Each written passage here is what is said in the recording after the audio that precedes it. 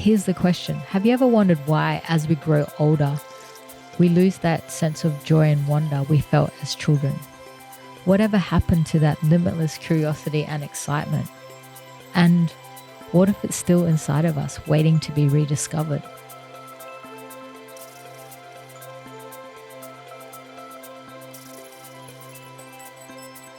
This is something that happened to me. When I was a child, I loved life.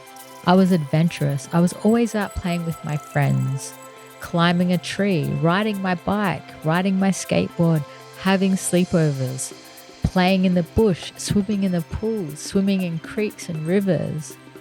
I absolutely loved life no matter what bad things happened to me.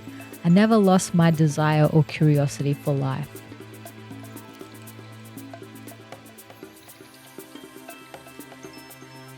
And slowly as I hit 13 and the teenage years rolled on, I became more lost, withdrawn, and depressed. And I turned to substances to make myself feel happy. So the question is, why do we lose that as we grow older? And how can we get that back?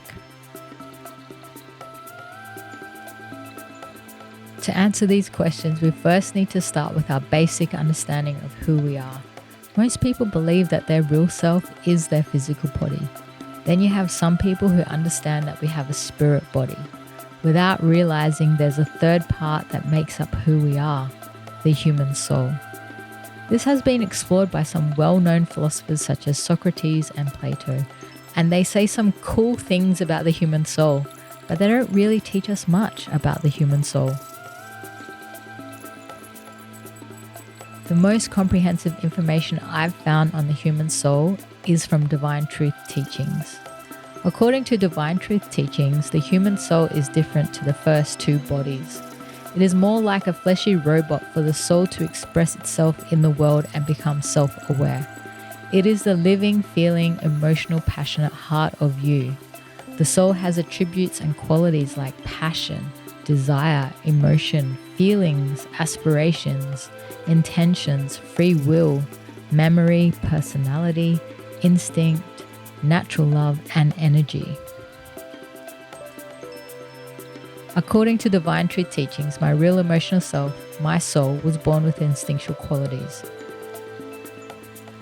My real emotional self is sensitive, aware, perceptive, insightful, expressive, animated, communicative, open, unrestrained, honest, truthful, sincere, frank, candid, blunt, and transparent, adventurous, courageous, daring, bold, creative, brave, audacious, curious, inquisitive, questioning, probing, searching, inquiring, and emotional, feeling, and sensing. Can you remember a time in your childhood where you naturally expressed one or more of these qualities? And if not, then or even now, have you ever stopped to ask yourself why?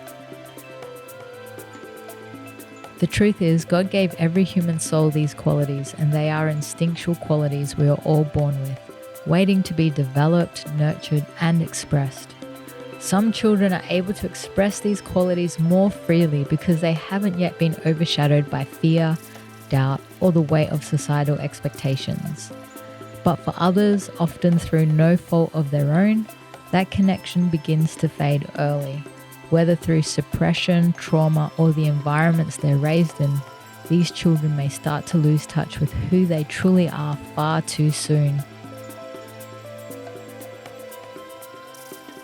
As we move through life, many of us grow to become increasingly disconnected from the qualities that once made us feel most alive, the fearless curiosity, the unfiltered joy, and the deep sense of wonder.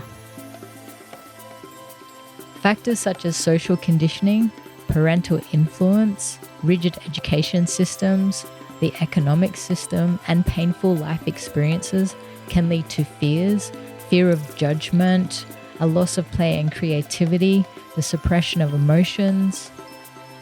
The more a child is suppressed, shamed, or misunderstood, the harder it can be to access these parts of themselves later in life. And without healing or going through an emotional process of feeling and releasing these traumas from our soul, This connection often deepens into adulthood, where performance, productivity, and survival take precedence over what really matters and what is loving for our soul.